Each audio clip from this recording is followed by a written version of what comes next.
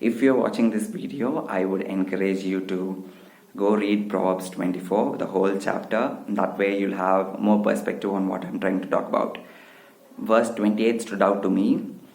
Do not gloat when your enemy falls. When they stumble, do not let your heart rejoice. Or the Lord will see and disapprove and turn his wrath away from them. This was such a timely verse for me. A couple of days ago, I heard the news that Amit Shah was admitted in the hospital due to breathing difficulty because he tested positive for the coronavirus. I personally don't like Mr. Shah because of his devious schemes towards the minorities in our country. Some of you might have known Clinton. He is from Freedom.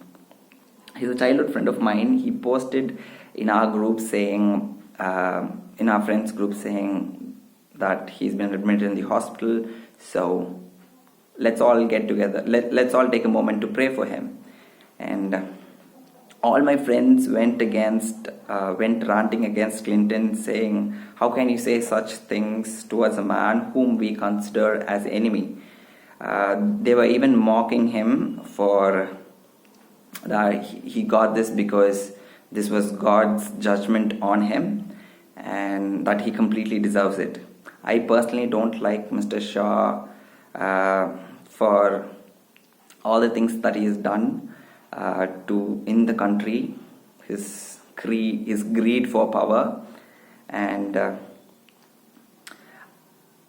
I didn't get along with my friends to mock Mr. Shah for his suffering. But then in my heart, deep down in my heart, I still had this small voice rejoicing, yay, finally this man got what he deserved, and let him suffer and die for all the mob lynching and genocidal activities he's been part of.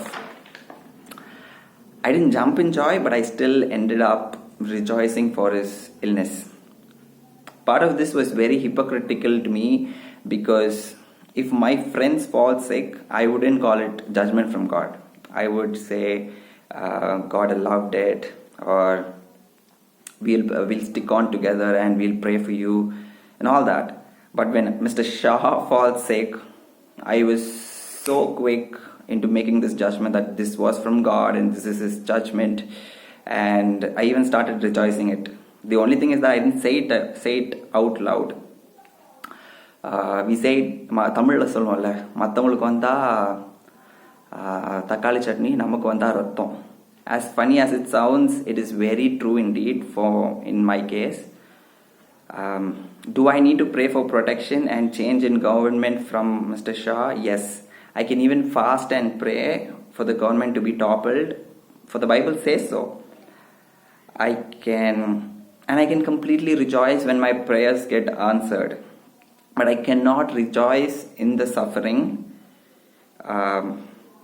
of this man, because when I do, I think I am going against the very fabric of our DNA in Freedom, which says everyone matters.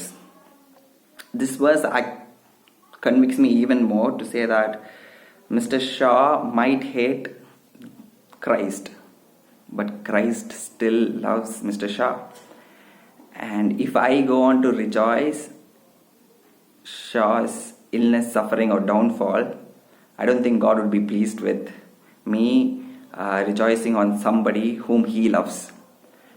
And with that, I think I'll leave it here. If there's something that stands out for you, do share. If you have any questions or any other perspectives on this, you can share it with me. Or if you have any questions, do reach out to our leaders. Have a great day.